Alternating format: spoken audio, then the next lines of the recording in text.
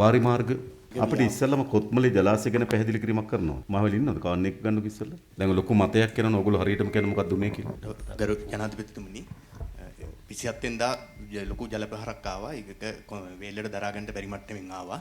මම හිතන්නේ තප්පරයට ඝන මීටර් 2720ක් ආවා. ඉතිහාසයේ වැඩිම ජල ප්‍රමාණය දා තමයි ආවේ. ඊට පස්සේ අපි ඒක රිලීස් කරා. වේල්ල ආරක්ෂා කර ගන්න ඕන හින්දා. ඊට පස්සේ පහුවදා 28 වෙනිදා වෙනකොට ජල මට්ටම අඩු වුණා. ඊට පස්සේ අපි වාන්දොරට වසල දැම්මා. ඊට පස්සේ ආය හවස් වෙනකොට ජල මට්ටම ආයෙත් පිටාර මට්ටමට කිට්ටු කරා. ඊට පස්සේ අපි ජල මට්ටම පොඩි ප්‍රමාණයකින් එන ඉම්ප්ලොයි එක එළියට දාන්න ගේට්ටුව ඇරියා. ඒක අරින්න කලින් අපි අර සාමාන්‍ය සම්ප්‍රදායක් තියෙනවා මේ සයිරන් එක ගහලා මේ කියන්නේ නලාව හඬවල තමයි අපි ඒක මේවා කරන්නේ. ඒ විදිහට තමයි ක්‍රියාත්මක කරේ. නලාව හඬවලා දොරටු විවෘත කරන්න කොච්චර වගේ කාපාරතරයක් තියෙනවද? විනාඩි 10කට කලින් නලාව හඬවනවා. ඊට පස්සේ දොරටු විවෘත කරනකොට ආයෙසරයක් නලාව හඬවනවා. විනාඩි 10යි තියෙන්නේ. ඔව් 10යි. ඊට කියන්නේ ඔයගොල්ලන් විනාඩි 10කට පෙර හඳුනා ගැනීම හැකියාවක් නැද්ද? නෑ. දැන් අපි තව පැය භාගයකින් ඇරිය යුතුයි.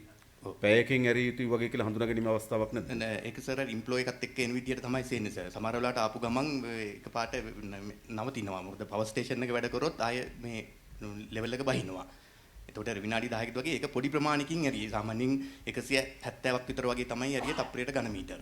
ඒක සුළු ප්‍රමාණයක්. ඒක ගම් වතුර තත්ත්වයක් නෙවෙයි. අර නලාව හඬවන්නේ සර් දැන් අර ස්පිල් ගේට්ටු වහලා තියෙනකොට මිනිස්සු ගඟට ඇවිල්ලා වෙන ක්‍රියාකාරකම් වල යෙදෙනවා. එක්ක මාළු අල්ලන්න හරි ගඟ බලන්න හරි ඇවිල්ලා ඉන්නේ අය ඉන්නවනේ. ඒ අය ඉවත් කරන්න. ඒක දිගටම කරගෙන යන ප්‍රොසීඩියර් එකක් ඒක. අපේ මැනුවල් වලක් තියෙනවා ඒ විදිහට කරන්න කියලා. ඒ අනුව තමයි ඒක ක්‍රියාත්මක කරේ. දැන් සමහර තැන්වල මතයක් කියනවා ඕගොල්ලෝ ශනිකව විවෘත කරා වගේ අදහසක් ඉදිරිපත් කරන එකක් වෙන මම දැක්කා මීඩියා වල. නෑ ශනිකව නෙමෙයි. අපිට ආපුවේ ජලධාරිතාව දරා ගන්න බැරි වෙනවා. අපි ස්ටෙප් බයි ස්ටෙප් තමයි මේවා කරන්නේ. අපි අන්තිම වෙනකන් අල්ලගෙන හිටියනම් සර් ඊට වඩා ලොකු ප්‍රමාණයකින් ගේට්ටු අරින්න වෙනවා. එතකොට ලොකු ඊට වඩා විශාල ජල ප්‍රමාණයක් එළියට දාන්න වෙනවා. ඕගොල්ලෝ ඒක නිරන්තරයෙන් බලා ගනිමින් ඔව් පැය 24ම සර් අධීක්ෂණය කරගෙන තමයි මේවා කරන්නේ. හරි. වාරි මාර්ග ජනාධිපතිතුමනි මහා වාරි මාර්ග ව්‍යාපාර 9ක් තියෙනවා නුවරඑළිය දිස්ත්‍රික්කයේ.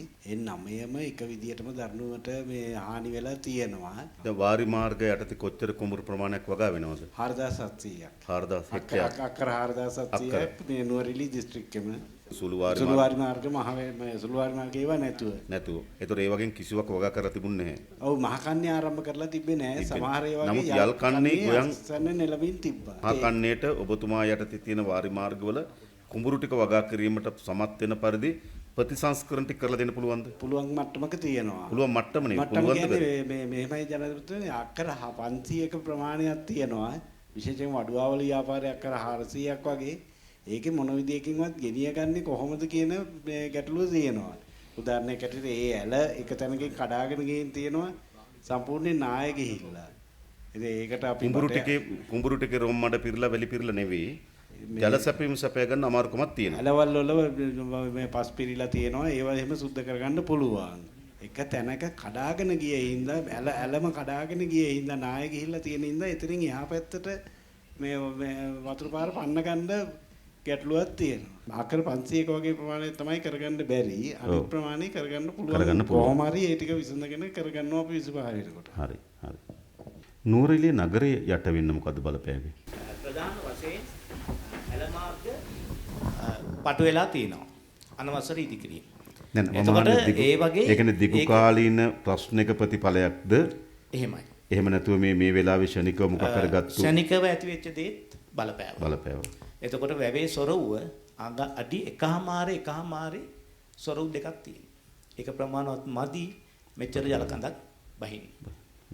ඉතින් ඔය ප්‍රශ්නත් එක්ක ඇල මාර්ග සලකුණු කරලා ඇල පුළුල් කරන්න ඕනේ. ඒ දෙපස තියෙන අනවසර ඉදිකිරීම ඉවත් කරන්න ඕනේ. සොරවුව විශාල කරන්න ඕනේ. ඒක තමයි සිස්ටම්. දැන් වෙවේ අයිති තියෙන්නේ ඔයගොල්ලෝ ගාව. තොරාරින අහිතේ විතරයි. අයිති තියෙන ප්‍රාදේශීය ලේකමට වෙවි. පාරිමාර්ග දෙපාර්තමේන්තුවට පවරනවා නම් හොඳ අපි DCC වල තීරණ අරගත්තා. මොකද්ද වෙන්නේ ඒක? මේ සාකච්ඡා කරා යෝජනා කරා වාරිමාර්ග පවරන්න. නමුත් සභාවයකට විරුද්ධ වුණා. සභාව පවරන්නේ ගැටලු තිබ්බේ. ඒ කියන්නේ සභාවට ওই තාක්ෂණික සහාය නෑනේ. නෑ නේද? ඒ නිසා ඇත්තටම අපි කරන්න ඕන ඒ තාක්ෂණ නිලධාරීන් ඉන්නේ වාරිමාර්ග දෙපාර්තමේන්තුවේනේ. ඒ නිසා ඒක වාරිමාර්ග දෙපාර්තමේන්තුවට පවරන එක නේද වඩා සුදුසු.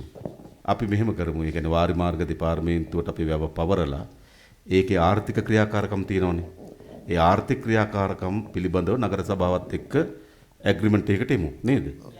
ඔව් ගිවිසුමක් දාලා අපි ඒකෙම. ඒකට හොඳයි නේද? ඒක ගව තියාගෙන ඉන්න ඕනේ නැහැ. ආදායම් මාර්ග තියාගන්න ක්‍රමයක් හදාගමු. ස්තුතියි. ඉක්මනින් කරන්නේ කොහොමද? හරි.